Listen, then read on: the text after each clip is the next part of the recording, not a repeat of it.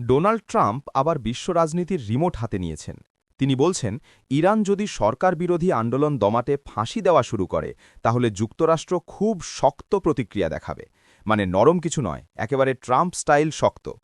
সিবিএসকে দেওয়া সাক্ষাৎকারে ট্রাম্প বললেন, তারা হাজার হাজার মানুষ মেরে ফেলছে, এখন আবার ফাঁসির কথা বলছে। ঠিক আছে, দেখা যাক এরপর কি হয়। কথাটা এমন টোনে যেন কেউ সিরিয়ালে স্পয়লার দিয়েছে। তখন তিনি মিশিগানে কারখানা ঘুরছেন, অর্থনীতি নিয়ে ভাষণ দিচ্ছেন, একপাশে চাকরি আর একপাশে ইরানের খবর।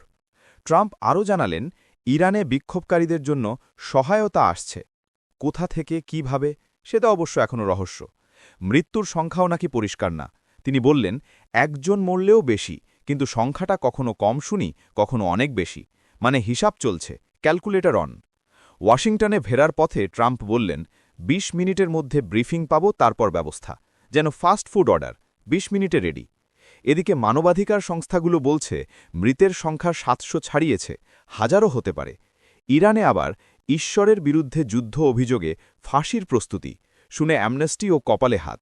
সব মিলিয়ে দুনিয়ার অবস্থা এমন, একদিকে বিক্ষোভ, একদিকে ফাঁসি, আর মাঝখানে ট্রাম্প বলছেন, দেখি ২০ মিনিটে কি জানা যায়।